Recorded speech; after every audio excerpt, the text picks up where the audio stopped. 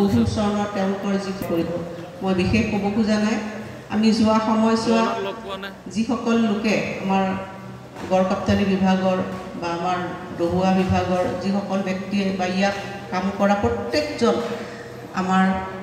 লোকলৈকে একেবাৰে মানে এই অঞ্চলটোত লাহে লাহে আহি এটা আধ্যাত্মিক পৰিৱেশৰ সৃষ্টি হ'ল আৰু আজি আমি এই অঞ্চলটোতে ৰাইজৰ আশীৰ্বাদেৰে সুন্দৰকৈ আঁতৰটো গাড়ীৰে আমি এই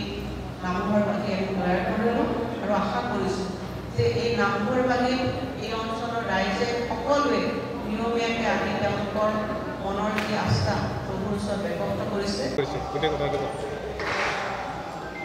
আঠখেলীয়া নামঘৰ ভাগি আমাৰ সমগ্ৰ ৰাজ্যখন বা বাহিৰৰো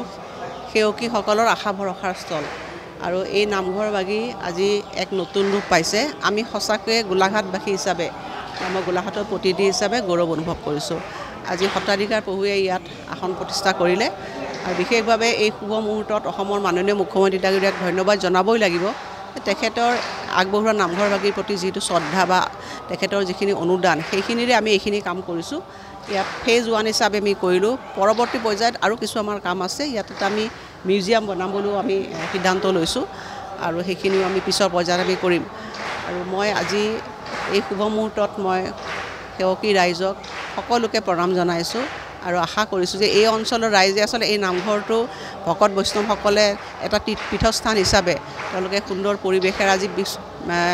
যোৱা সময়ছোৱা শতিকাজোৰা এই নামঘৰবাসীলৈ সেৱকীসকলে সেৱা আগবঢ়াই আহিছে আৰু অসমৰ বিভিন্ন ঠাইৰ পৰা ধৰ্মপ্ৰাণ ব্যক্তিসকল এই অঞ্চলটোলৈ আহে। গতিকে আজি এক পীঠস্থানলৈ পৰিৱৰ্তন হৈছে। অসমৰ যদি 10খন এনেকুৱা ধৰণৰ আধ্যাত্মিক নামঘৰৰ কথা আমি যদি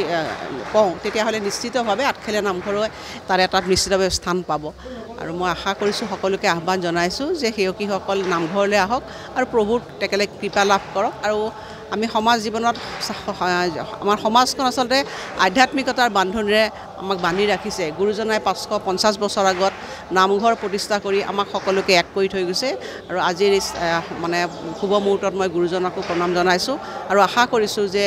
আঠখেলীয়া নামঘৰে আমাৰ এটা আধ্যাত্মিক পীঠস্থান হিচাপে সদায় যুগ যুগ ধৰি আমাৰ সমাজখনক এক কৰি ৰাখিব তাকে কামনা কৰিছোঁ।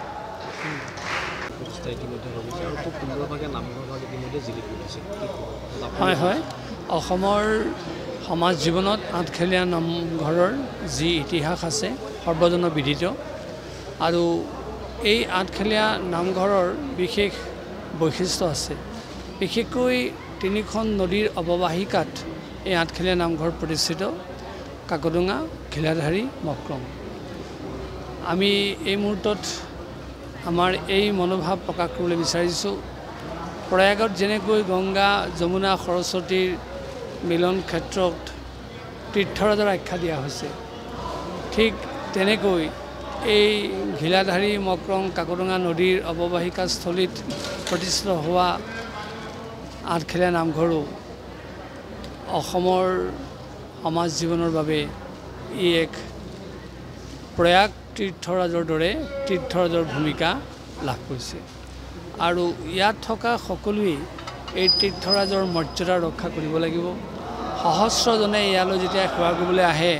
সেই সেৱাৰ মূল্য আৰোপ কৰিব লাগিব তেতিয়াহে ই সদায় জিলিকি থাকিব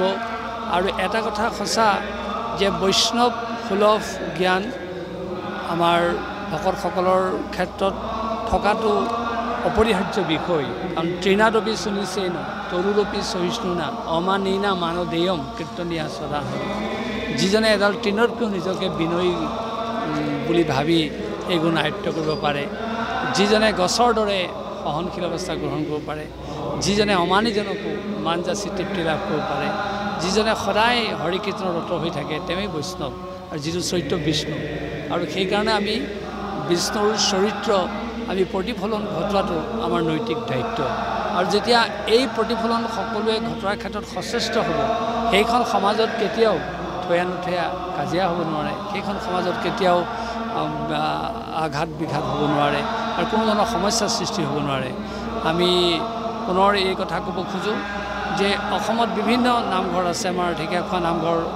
ইতিহাস সমৃদ্ধ মইনাপুৰীয়া নামঘৰ আমাৰ বৰদোৱা থান বৰপেটা কীৰ্তন ঘৰ বিভিন্ন নামঘৰ আছে কিন্তু ইয়াৰ ভিতৰত আঠখেলীয়া নামঘৰে এক সমন্বয়ৰ বাৰ্তা প্ৰতিষ্ঠা কৰি আহিছে তাৰ উদাহৰণটো হৈছে আঠখেলীয়া নামঘৰ প্ৰতিষ্ঠা হোৱা কথাটোতেই সেই কথাটো প্ৰমাণ পোৱা যায় কাৰণ 8টা খেলৰ সমষ্টিহে আঠখেলীয়া নামঘৰ গতিকে ইয়াতে আছে সমন্বয়ৰ মহাবাৰ্তা এইটো যাতে অক্ষুণ্ণ থাকে আৰু ইয়াৰ যাতে কোনেও কোনো ধৰণৰ ব্যক্তিগত চিন্তাৰে মানে অনুষ্ঠানটোৰ কথা নাভাবে আৰু তেনেধৰণে আগবাঢ়িলেই আমি ভাবোঁ ই সদায় জাউতিযুগীয়া অনুষ্ঠানৰূপে পৰিগণিত হৈ থাকিব আৰু ইয়াৰ সদায় মহত্ব থাকিব আৰু ৰাইজৰ যিটো সেৱা ৰাইজৰ যিটো শ্ৰদ্ধা সেই মূল্যটো যথাযথভাৱে আৰোপিত হ'ব